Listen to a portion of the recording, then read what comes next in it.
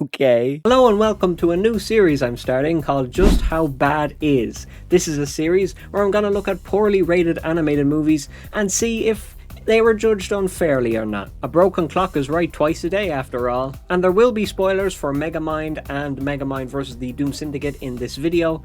There's your warning, and enjoy the very first episode of Just How Bad Is. Megamind 2. We've been waiting for this movie for like 14 years. By we, I of course mean people of culture. Everybody loves Megamind. I love Megamind. You love Megamind.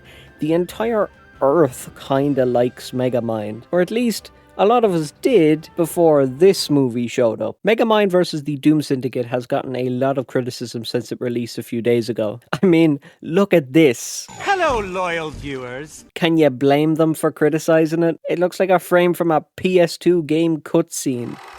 Hello, loyal viewers. So I decided to watch it. Twice. If you're buying me anything for my birthday this year, please let it be therapy. Megamind vs. the Doom Syndicate starts us off almost exactly where the first movie finished, only an entire 2 days after Megamind became the hero of Metro City. The first thing you might notice is the animation is there. Look, I'll never knock an animated movie for trying, and the very most this movie did was try. But there are so many animation errors in this movie that people started making video compilations of the mistakes found purely from the trailer. If the trailer had enough animation mistakes in it, that's not a promising sign. But whatever, I'm not gonna judge all that. I'm gonna judge it purely off of the movie. That's what this series is about. We meet these fish villain dudes who want to steal a rare diamond encrusted fish. How else would you start a Megamind sequel? This is basically how all the fanfics do it, but they are foiled by Megamind and Minion. You know, these fish villains aren't bad designs, I think. Maybe a little basic, but they have a bit of promise. The weirdest part about this opening is that they mention Minion's name has changed due to a cease and desist from a fictional company. There goes the idea of naming my firstborn child Minion. Megamind now instead calls him Old Chum. Minion's side plot in this movie is him wanting to become more than Megamind's main minion. He wants to be Megamind's sidekick, which was already sort of what happened in the first movie, where they fell out, and then Megamind realized he took Minion for granted, and then they made up, and then they saved the city together or whatever. Even if Megamind doesn't see Minion as sidekick material, he wouldn't just let him leave, but that's exactly what he does in this sequel. In the opening 15 minutes, he doesn't even think twice about it. Like, what are you why are you letting him walk away? Minion, with the help from Roxanne Ritchie, asks Megamind if he could possibly be a sidekick, and Megamind, you know, out of the kindness of his heart, says no and tells him he can leave to seek new opportunities. You know how you treat the only friend you've ever had your entire life? This is so out of character. What are they thinking? Minion is like the only living thing he cared about in the first movie. His name being Minion would make more sense in this movie as well, since Megamind doesn't treat him like a friend. He treats him like a minion. The name Old Chum does not make sense in the context of his character arc in this movie. Why is Megamind giving him a better name when he visibly treats him worse in the sequel? I'm not calling him Chum in this video, by the way. His name is Minion. I think they changed his name purely because of how popular the minions from the Despicable Me franchise are. Oh yeah, that's a great reason. Nightmare Before Christmas can't have Jack Skellington because the name Jack is already used in Titanic. Guess we'll have to settle for Old Chum Skellington. That'll bring the ratings in. Anyway, Megamind is given the key to the city because he is the hero now, or whatever. He meets his biggest fan, a teen girl named I forgot her name. I'm calling her the Kid, right? The Kid. The Kid has a large online following. You know how every movie like this has a kid character that's great with technology or something? Yeah, I'm gonna call her the Kid. The Kid has a large online following because apparently every teenager in these movies is a successful Twitch streamer somehow. Megamind gives her a flash grenade. End scene. We finally meet the Doom Syndicate, a group of threatening, vile, evil villains hell-bent on destroying Metro City.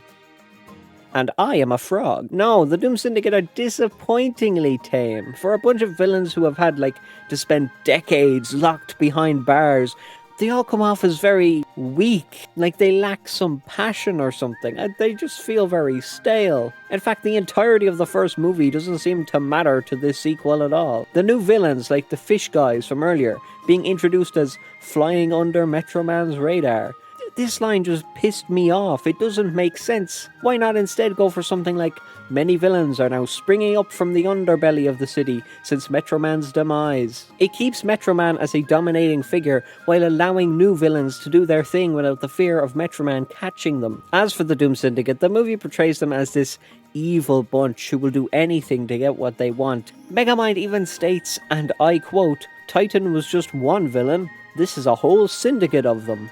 Megamind, did you hurt your head between the first movie and the last one? What are you saying? That is the most disrespectful thing to say about the first movie. Titan was not just one villain, he was a downright monster with the superhuman powers of Metro Man. Titan was 1,000,000,000 times more of a threat than the Doom Syndicate ever were. Anyway, as for the Doom Syndicate, that's them. They're all as interesting and complex as they look. A weather villain, a big rock monster, a dark edgy knight, and a French guy. 1 out of 4 ain't bad. These designs are just so uninspired, I guess. I'd argue the fish dudes at the beginning had more going for them in terms of design. Like, were they just guys in a fish costume? Yeah, but like, isn't this just a mime? Roxanne is called to the lair by Megamind, and when she gets there, Megamind reveals that he can't work out a toaster. He cannot work out a toaster. Look, the first movie had some dumb lines as well, right? Megamind not knowing what a window is, despite him having them in his car. But like, this Megamind, a man who has built multiple robots, lasers, flying machines, and became a technological mastermind at a very young age, does not know what a plug is. I would somewhat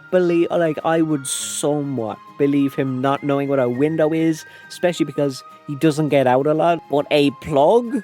It's just insulting to the character. I know he's socially inept, but he's a master of technology. He'll know what a plug is. Oh yeah, and the first time I was watching this scene, when the thing like hits him in the face, that like jelly part, that looks very weird. I thought like they were gonna maybe splash it onto like his face, but no, it's just like this red blob. You can see it on screen now.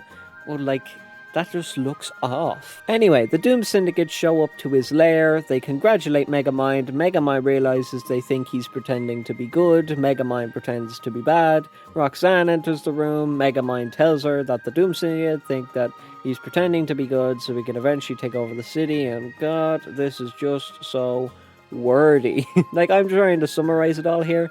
There's so much dialogue between when Megamind and the Doom Syndicate meet and the end of the scene.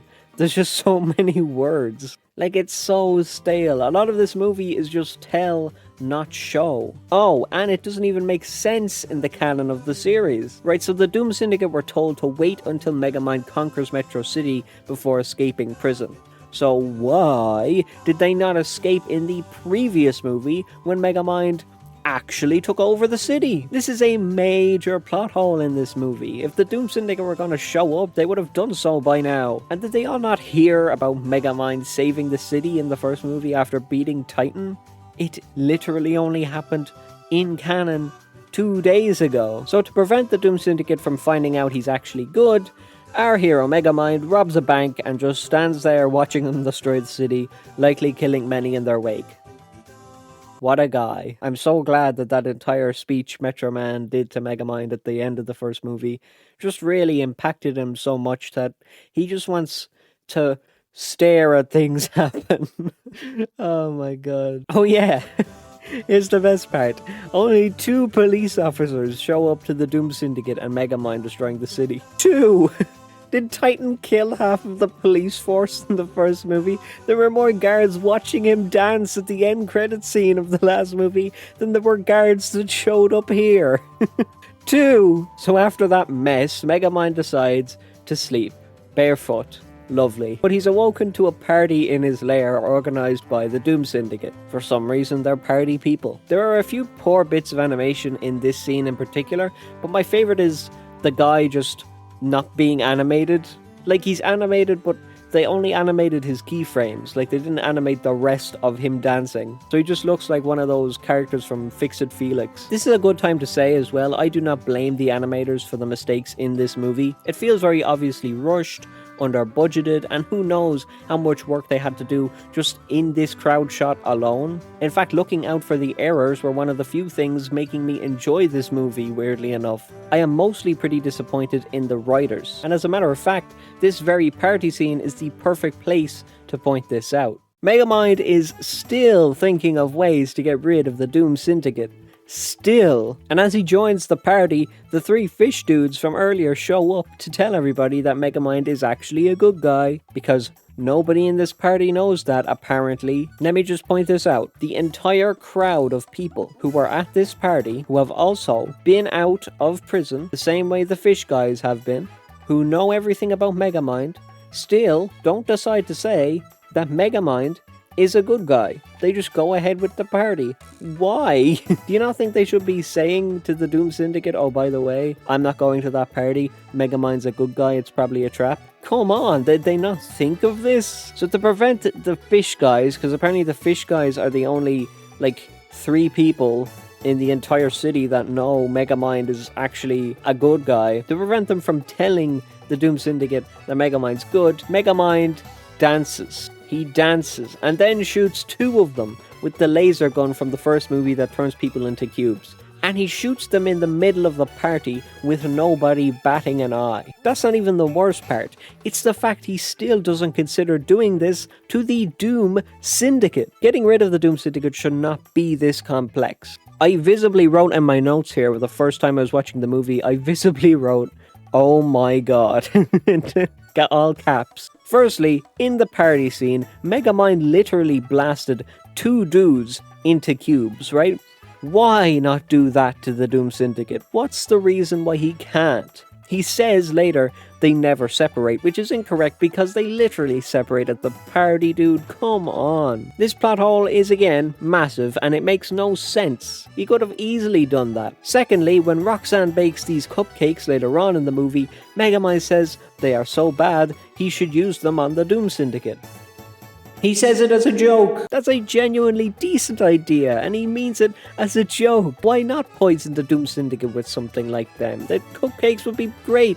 It would tie into the party. You know, it would make sense. The Doom Syndicate even straight up grabbed the cupcakes off of Roxanne. So there's no, like, convincing them to take them. They're just gonna eat them. They have no reason to doubt Megamind at this stage, so this is when he should be doing this. He should, like, poison them in some way. Maybe even don't go the cupcake route.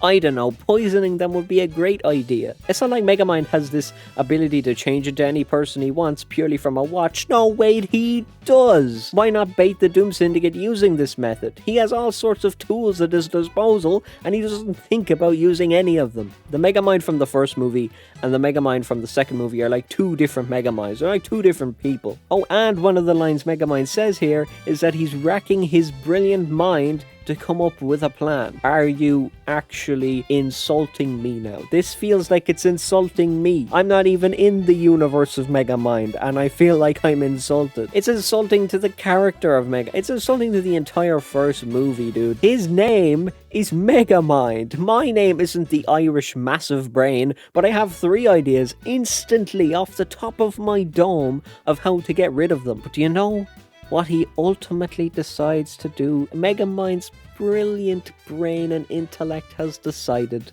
This genius comes up with a plan, and the plan is to keep the Doom Syndicate in the same prison box that broke down earlier in the movie. And then he just decides to let the police take them away. Christ almighty. Unsurprisingly, this doesn't work, because the thing keeping him in the box breaks down, just like it did earlier in the movie. Who could have seen that one coming? Megamind ends up getting blasted into the sky and falls into the ocean. And for some reason, Lady Lightning over here just... she just flies away instead of confirming the kill on Megamind. It's so stupid. It's so stupid. Look at how she flies back. She's like, out of my jurisdiction. Megamind then just quits, because of course he does. And then Roxanne and the kid come to give him a pep talk and help him beat the Doom Syndicate. Minion then also shows up to help, because of course he does. And even though I didn't mention his whole side plot thing that was happening, it was so shallow and like poorly used I think that the movie practically works the same without any of his scenes in it. To give this movie a tiny sliver of writing credit, they did manage to keep Minion as the only likable character in this entire movie. Even then, he kind of gets annoying at the end, but he is likable for a majority of it. That somewhat keeps him true to his original character, even if he isn't voiced by David Cross. And by the way, the voice of Minion is one of the only voices in this entire movie that I think actually works. But every scene he is in, this movie just doesn't add anything with them. It's a bit pointless, which is unfortunate. Megamind was quickly finding out he needed Minion to take care of him anyway, so all the scenes with Minion on his new job just were there, and I didn't really think they had much point to them. Minion could have gone on holiday in this movie and nothing would have changed. So the gang began to think of a plan to stop the Doom Syndicate from launching Megamind's ultimate secret weapon, sending Metro City to the moon, which is apparently good idea. I don't know. And the very heroic Megamind just allows this kid to tag along. You know, not considering about maybe asking her parents in case she gets hurt or killed. Megamind and everybody else just kind of lets her tag along because of course they do. The next scene might just be the most pointless scene in this entire movie, and that's saying a lot. They go shopping in a mall called Everything City. Just a goddamn musical jingle for some reason. They buy all their stuff, they pay for it. That is the entire scene. And they go shopping while the Doom Syndicate try and break down the door to go to the control room so they can launch the city to the moon. They didn't need to add the Doom Syndicate trying to break down the door, and they didn't need the gang to go shopping. Like, it just feels tacked on to, like, give the movie a few more minutes of runtime. Anyway, their plan, tennis balls. Their plan is tennis balls, and it works. Somehow, tennis balls hurt a massive magma rock monster. Minion goes alone to stop the thrusters from launching the city to the moon, and the fish villains from earlier come along to stop him, until they fail, almost instantly, because of course they do. Minion presses the button and the city starts flying back to Earth, but the Doomy Syndicate are maddy waddy, and basically have Megamind cornered, until he brings up the fact that the leader must kill him. And the one thing that these guys have been arguing about this entire movie, by the way, is who the leader of the Doom Syndicate is, since they were all told that they were the leader individually by Megamind. This gives Megamind enough time to just run away, which is what I felt like doing at this part of the movie. And he runs into this, like, construction place. Can you tell, by the way, how baffled and somehow still bored I was when writing this script? One by one, Megamind Wait, he just used the disguise thing from the first movie. Megamind turned the night into Megamind, so why did he not leave then, when the Doom Syndicate thought they captured Megamind? Like the exact same trick he pulled on the Warden at the beginning of the first movie. Why not do that, Megamind? Use that massive head of yours to take your past actual clever plans and implement them against the Doom Syndicate. He just reveals himself again after the night gets Frenched. Why? So anyway, Roxanne and the kid helps the citizens calm down because they're hurtling towards the moon. It's not a sentence you'd expect to say every day. Roxanne just tells the firefighters to give her a fire truck, which they do because, of course they do. Roxanne drives headfirst into a giant rock magma monster, which surely would have given her some whiplash at the very least. Like, look at the speed she runs into him at. I'm surprised that didn't kill her. And then the kid uses the flash grenade she got at the beginning of the movie from Megamind to finally end the Doom Syndicate's reign of terror, where the Doom Syndicate will be placed in the exact same prison they broke out of in like 3 minutes flat. And the city is saved. But then Roxanne becomes the mayor, and the Doom Syndicate meet this evil brain dude who is apparently Megamind's evil mentor that he mentioned briefly at like halfway point in the movie, which is stupid. He doesn't need a mentor. He was raised as an evil genius. The first movie showed us that. This is lazy even for a sequel. And so ends the movie. Thank God. So the burning question: was this movie really that bad? Yes it was. I mean, look, There was some passion put into this, but overall it falls so flat that it might as well just be a bottle of Sprite. The characters are weak, the villains are weaker, the plot is so stupid and filled with more holes than a centipede's jean pants, the jokes were bland, the writing was abysmal, and the animation had way too many errors for a DreamWorks movie, even if it is straight to streaming. The Doom Syndicate could have been genuinely threatening, but they were the opposite. The more I watched them, the more I was like, these guys are lame as hell. Half of what they do is just stand around. Like, this is basically all they did, right from start to end. Break out of prison, find Megamind, destroy a part of the city, have a weird party for some reason, use Megamind's evil plan instead of coming up with one on their own, getting beat by Megamind, going back to prison. That is it. That is the entire Doom Syndicate part of this movie. It's such wasted potential. It's very disappointing. They definitely could have put more effort into making these villains. But hey, it was a straight to streaming movie. Surely these writers are just like learning their craft with this one.